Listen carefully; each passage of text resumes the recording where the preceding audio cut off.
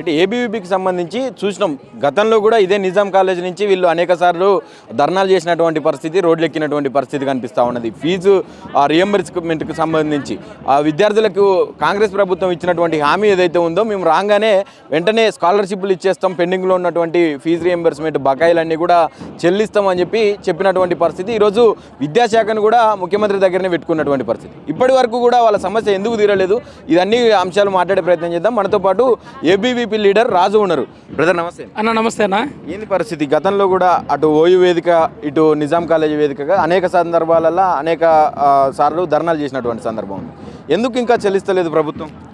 అయితే ఈ ప్రభుత్వానికి ఒకటి ఉన్నది కావచ్చన్న, పోరగాళ్ళు ఎన్ని ధర్నాలు చేయని, రోడ్డు వీధికి రాని, రాస్తారోకలు చేయని, నిరాహార దీక్షలు చేయని, ఎన్ని ఉద్యమాలు చేసినా కూడా నా పైసలు నేను వెనకేసుకుంటా, నా మంత్రులకు మంచిగా ఎక్కడిదక్కడ కబ్జాలు చేసుకోమని చెప్తా, ఎక్కడిదక్కడ కాంట్రాక్ట్లు ఇస్తా. కానీ పేద విద్యార్థులకు అందాల్సిన ఫీజు రియంబర్స్మెంట్ కావచ్చు, జాబ్ నోటిఫికేషన్లు కావచ్చు, ఏ ఒక్కటి అని ఈ యొక్క ప్రభుత్వం కంకణబద్ధమై ఈ యొక్క రేవంత్ రెడ్డి వివరిస్తుంది తప్ప, ఈ యొక్క తెలంగాణ రాష్ట్రంలో కాంగ్రెస్ ప్రభుత్వం వచ్చిన తర్వాత పేద విద్యార్థి ఎక్కడ కూడా సంతోషం లేడు, పేద కుటుంబాలు ఎక్కడ సంతోషం లేదు.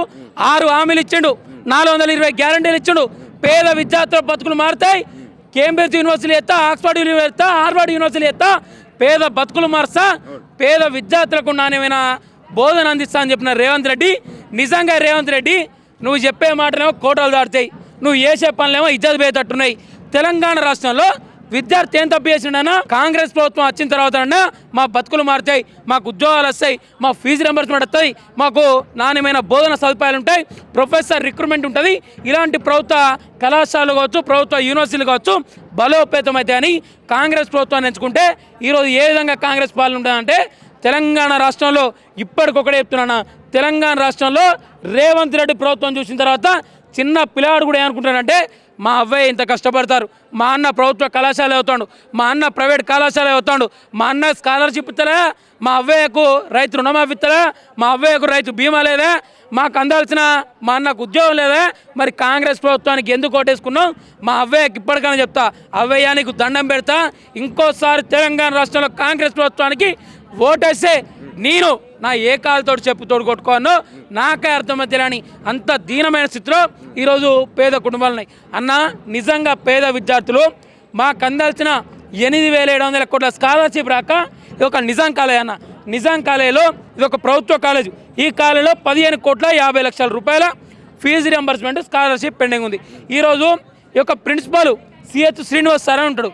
సార్ నా చదువు అయిపోయింది, నేను ఉన్నత స్థాయికి పోతా, ఉన్నత చదువులకు పోతా, నా సర్టిఫికేట్లు నాకు, నా టీసీ నాకు అంటే, లేదు ప్రభుత్వ కాలేజ్ అయినా సరే ప్రైవేట్ కాలేజ్ అయినా సరే నాకు స్కాలర్షిప్ ప్రభుత్వం అయితే లేదు కాబట్టి నువ్వు పైసలు కట్టాలని సర్టిఫికేట్ తీసుకోవాలి అంటే, ఈరోజు ఎంత దీనమైన స్థితిలో ఈ యొక్క రేవంత్ రెడ్డి ప్రభుత్వం వచ్చిన తర్వాత విద్యా వ్యవస్థ ఉన్నదో ఒక్కసారి అర్థం చేసుకోవాలి. హైయర్ ఎడ్యుకేషన్ చైర్మన్ చెప్తే కూడా వీళ్ళు వింటలేరు. అంటే తెలంగాణ రాష్ట్రంలో ఏ విధంగా అంటే, కార్పొరేట్ విద్యా సంస్థలకు, కార్పొరేట్ కాలేజీలకు, కార్పొరేట్ యూనివర్సిటీలకు ఈరోజు ఈ యొక్క ప్రభుత్వం మంచిగా సదుపాయాలు అందిస్తుంది తప్ప పేద విద్యార్థులకు అందాల్సిన రూపాయి కూడా ఈ యొక్క ప్రభుత్వం రిలీజ్ చేస్తలేదు. ఇప్పటికైనా గుర్తుంచుకో రేవంత్ రెడ్డి, తెలంగాణ రాష్ట్రంలో నీకు ఓటేసి గెలిపించింది ఇదే విద్యార్థి నిరుద్యోగులు. ఈరోజు ఇదే విద్యార్థి నిరుద్యోగులు మాకు ఫీజు రియంబర్స్మెంట్ రాక, మాకు ఉద్యోగ నోటిఫికేషన్ లేక ఎక్కడిదక్కడ కూడా నిర్బంధానికి గురైన పరిస్థితి.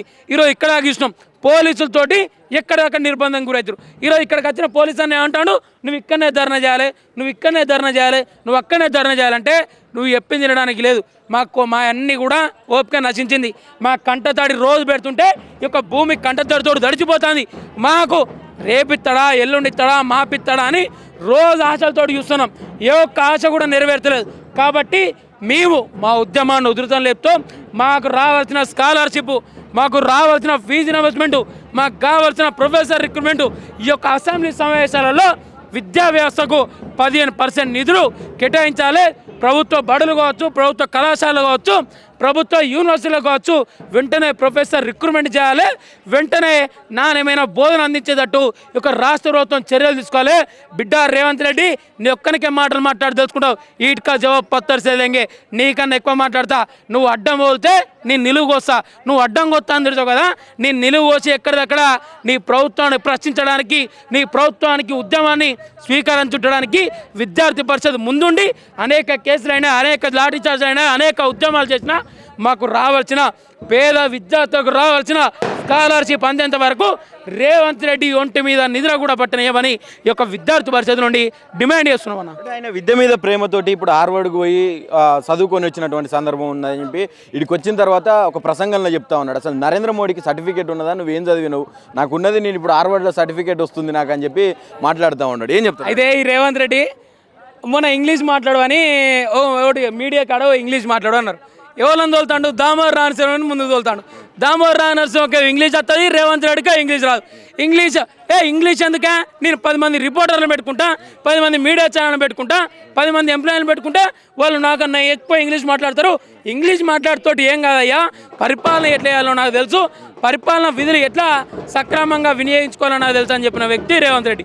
రేవంత్ రెడ్డి హార్వర్డ్ యూనివర్సిటీ పోయినంత మాత్రాన ఈయన ఇంగ్లీష్ వచ్చినట్ట? ఇంగ్లీష్ రాదు, హిందీ రాదు. మొన్న ఒకటి సోషల్ మీడియాలో ఏం నడుతుందంటే ఇది ఎప్పుడు ఏటో పోవడరా, వీనితో ఉపయోగమే లేదు తెలంగాణ రాష్ట్రంలో అని సోషల్ మీడియాలో ట్రెండింగ్ నడుపుతారు. పిల్లల రూపాయి ఇవ్వలేదా, పిల్లలకు స్కాలర్షిప్ రిలీజ్ చేయలేదా, పిల్లలకు ఫీజు రింబర్స్మెంట్ ఇవ్వలేదా, హార్వర్డ్ యూనివర్సిటీ పోయి నీకు ఇక్కడనే చదువు రాదే, అక్కడ పోయి ఏం చదువుకుంటావు? కాబట్టి మేము ఒకటే చెప్తున్నాం, సర్టిఫికేటా? అయ్యా నాకు సర్టిఫికేట్లు వచ్చినాయి, మేము చదువుకున్నాం అంటే డిగ్రీలు చేసినాం, మేము పెద్ద పెద్ద యూనివర్సిటీలో చేస్తున్నాం. మరి రేవంత్ రెడ్డి ఏ యూనివర్సిటీలో చేసిండు? అరే 40 సంవత్సరాలకి ఏ విద్య ఉంటుందన్న? 40 సంవత్సరాలు అక్కడ పోయి ఏం చదువుకుంటాడు? అరే 23, 24, 25, 26, 30 సంవత్సరాలకు చదువుకుంటా అంటే అందులో ఉంటుంది. పిహెచ్డీ చేసిండు రేవంత్ రెడ్డి, డాక్టరేట్ అయ్యండి రేవంత్ రెడ్డి. ఓ డిగ్రీ ఎక్కడ చదివాడు? డిగ్రీ కూడా పట్టా ఉందా లేదా అని నాకు డౌటే. ఎందుకంటే పట్టా ఉంటే విద్యార్థుల బతుకులు, విద్యార్థులకు రావాల్సిన స్కాలర్షిప్ ఇచ్చాం, విద్యార్థుల జీవితాలు కూర్చు ఆయనకు అర్థం ఉంటాయి. అంటే విద్యార్థులు ఒక్కరోజు కూడా రేవంత్ రెడ్డి గడపలే. అప్పుడు కూడా పెద్దన్న పాత్ర లెక్క వాడిని తిట్టుడు కొట్టుడే చేసింది కావచ్చు. అందుకే ఇప్పటికి కూడా విద్యారంగం మీద ఈయన చిన్న చూపు ఉన్నది. విద్యారంగం అసలు ఈయనకు తెలియనే తెలియదు అన్న. ఈ సర్టిఫికేట్ అంటే ఈ జాబ్ నోటిఫికేషన్లకు సంబంధించి కూడా మొన్న మాట్లాడిండు. 70,000 ఒక ఉద్యోగం తక్కువైనా, ఒక తలకాయ తక్కువైనా నా తలకాయ నరుక్కుంటా అని చెప్పి మాట్లాడుతా ఉన్నారు. ఏం చెప్తారు దానికి? వీళ్ళున్న మంత్రుడు ఫస్ట్ పొన్నం ప్రభాకర్ 1,00,000 అంటాడు, దుద్దిల సేరభాయం 60,000 అంటాడు, రేవంత్ రెడ్డి 70,000 అంటాడు. మీరు ముగ్గురు కూర్చొని 50,000, 60,000, 70,000, లక్షన ఒక్కసారి మీరు క్లారిటీకి రండి. క్లారిటీకి వచ్చిన తర్వాత మీరు మాతోటి చర్చకు రండి. అయ్యో రేవంత్ రెడ్డి నీకు తెలుసో తెలియదో, మీ అందరం కూడా బహిరంగ చర్చకు సిద్ధం. తెలంగాణ రాష్ట్రంలో 4 కోట్ల ప్రజానికానికి తెలుసు. రేవంత్ రెడ్డి వచ్చిన తర్వాత ఒక్క ఉద్యోగ నోటిఫికేషన్ రాలే, ఒక్క జాబ్ క్యాలెండర్ రిలీజ్ చేయలే. జాబ్ క్యాలెండర్ రిలీజ్ చేస్తానని చెప్పిన వ్యక్తి రేవంత్ రెడ్డి. ఉద్యోగ నోటిఫికేషన్ ఇస్తాన వ్యక్తి రేవంత్ రెడ్డి. ఈరోజు ఫీజు రింబర్స్మెంట్ ఇస్తాన వ్యక్తి రేవంత్ రెడ్డి. ఈరోజు ఉద్యోగాల్లో పీఆర్సీ నివేదిక ప్రకారం ఒక రాష్ట్రంలో 2 లక్షల ఉద్యోగాలు మేము సంవత్సరానికి ఇస్తాన్నారు కదా. ఈ 70,000 ఉద్యోగాలు కూడా బీఆర్ఎస్ గవర్నమెంట్లో ఈ యొక్క పాత నోటిఫికేషన్లకు ఈయన ధ్రువపత్రాలు ఇచ్చింది తప్ప ఏ ఒక్క కొత్త నోటిఫికేషను ఇచ్చి జాబ్ రిక్రూట్మెంట్ చేసిన దాఖలాలు రేవంత్ రెడ్డి లేవు. రేవంత్ రెడ్డి ఎప్పుడు చూసినా కూడా వాడినట అటు సిట్టు పంపుతారట, వీనట అటు పంపుతారట, ఆయన ఇటు పంపుతారట. నిలువు చీరుతా అడ్డని చీరుతా, నాకోర్రా బాయ్, నాకెవడు అడ్డేంది అడ్డు. ఎక్కడికి వచ్చిన సభలలో పెద్ద పెద్ద మాటలు మాట్లాడుతుంది. సభలలో మాట్లాడు కాదు, ఆచరణలో పెట్టు. పేద విద్యార్థులు రోజు కంటదాడి పెడుతూ పేద విద్యార్థులు మొరబెట్టుకుంటారు. పేద విద్యార్థులు నిరుద్యోగులు రోడ్డుకెక్కి ధర్నాలు చేస్తారు. ఇందిరా పార్క్ కావచ్చు, ధర్నా చౌక్ కావచ్చు, చిక్కడపల్లి కావచ్చు, దిల్సునగర్ కావచ్చు, ప్రభుత్వ కళాశాల కావచ్చు, విద్యారంగం నిరుద్యోగం బలోపేతం కావాలి. రేవంత్ రెడ్డి అటావో, తెలంగాణ బచావో. ఈ పొట్టి ముఖ్యమంత్రి మాకద్దు. పొట్టి ముఖ్యమంత్రికి ఓటేసి తప్పని చేసినాం. మళ్ళీ ఒకసారి మాకు ఓటు వేయాలనుకుంటే రేవంత్ రెడ్డి తప్ప ఎవరికైనా ఓటేస్తామని విద్యార్థి నిరుద్యోగ లోకం ఈరోజు భావించుకుంటుంది. ఎందుకు? రేవంత్ రెడ్డి ఉద్యోగాలు ఇచ్చినందుకు భావించుకుంటుందా? రేవంత్ రెడ్డి స్కాలర్షిప్ ఇచ్చినందుకు భావించుకుంటుందా? రేవంత్ రెడ్డి జూటా మాటలు చాలు. ఈ చెవులకెళ్ళి ఈ చెవులకెళ్ళి వదిలేయాలి. రామరామ అంటే రామరామ అన్నాడు ఉయ్యాలో, ఏమన్నాడు? ఫీజు రియంబర్స్మెంట్ తీసుకుపోయిండు ఉయ్యాలో. రామరామ అన్నాడు ఉయ్యాలో, జాబ్ నోటిఫికేషన్ లేదు ఉయ్యాలో. రామరామ అన్నాడు ఉయ్యాలో, ప్రొఫెసర్ రిక్రూట్మెంట్ లేదు ఉయ్యాలో. రామరామ అన్నాడు ఉయ్యాలో, హార్వర్డ్కి పోతుండు ఉయ్యాలో. రామరామ అన్నాడు ఉయ్యాలో, చదివే రాదు ఉయ్యాలో. రామరామ అన్నాడు ఉయ్యాలో, విద్యాశాఖ మంత్రి అయ్యండి అయ్యాలో. అంటే చదువు రానాడు విద్యాశాఖ మంత్రి అవుతాడు, చదువు రానాడు హార్వర్డ్ యూనివర్సిటీ పోతాడు, చదువు రానాడు విద్యాశాఖ మంత్రి అవుతాడు. ఇవన్నీ చదువు రానాడు అయితే మా చదువుకున్న విద్యార్థులకు రూపాయి ఇస్తాడు అన్న. మాకు నమ్మకం లేదు దొరా. నీకు నిజంగా మాకు నీ విధంగా నమ్మకం కలగాలంటే మా పెండింగ్లో ఉన్న స్కాలర్షిప్ రిలీజ్ చేయి, మా పెండింగ్లో ఉన్న జాబ్ నోటిఫికేషన్ విడుదలే. మా పేద కుటుంబాలలో సంతోషం చూడాలనుకుంటున్నాం. మా పేద తల్లిదండ్రులు ఇప్పటికైనా మా కొడుకు సర్టిఫికేట్ తీసుకోవాలంటే నేను నా జేబులకి వెళ్ళి చెమటాడితే తప్ప రూపాయి వెళ్ళని పరిస్థితి. పేద కుటుంబాలకు 6 నెలలకు ఒకసారి పంట పండుద్ది. 6 నెలలకు ఒకసారి పంట పండితే రైతు రుణమాఫీ లేదా, రైతు బీమా లేదా, రైతు మాఫీ లేదా, ఇవన్నీ లేవే. నిరుద్యోగులకు ఉద్యోగాలు లేవే, విద్యార్థులకు ఈరోజు ఫీజు రియంబర్స్మెంట్ లేదు. తెలంగాణ అసలు ఎవరు సంతోషం ఉన్నాడన్నా? ములుగు సీతక్కనేమో అక్కడ సమ్మక్క సారక్క టెండర్ల విషయంలో కొట్టుకుంటారు. కొండ సురేఖనేమో ఈయన ఉత్తమ్ కుమార్ రెడ్డి తోటి సిమెంట్ ఫ్యాక్టరీలో రాళ్ళు కొట్టుకుంటారు.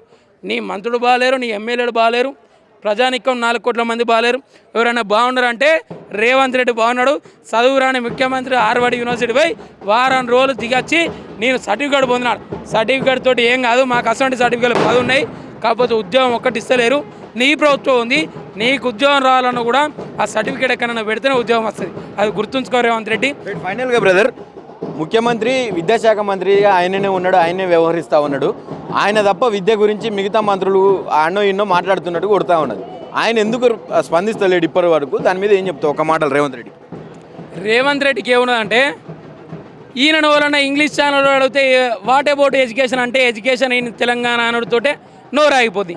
తెలుగులో మాట్లాడమంటే ఏమవుతాయి? బూతులు వస్తాయి. బూతులు ఏమవుతాయి? ప్రతిపక్ష పార్టీలను తిట్టడం వస్తుంది.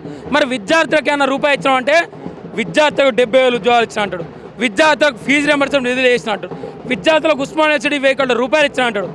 ఈయన చెప్పేది ఒక్క రూపాయి కూడా ఈరోజు ఏ ఒక్క యూనివర్సిటీకి కావచ్చు, ఏ ఒక్క విద్యారంగానికి కావచ్చు ఇప్పటికి కూడా రూపాయి రిలీజ్ కాలే. ఈ యొక్క రేవంత్ రెడ్డి పాలన ఏముందంటే, విద్యాశాఖ మంత్రి నీ దగ్గర నుండి పెట్టుకొని వేరేటోళ్ళకి ఇస్తానన్నా అది బాగుంటుంది కావచ్చు. నీ పరిపాలనలో విద్యాశాఖ మొత్తం భ్రష్టు పట్టింది.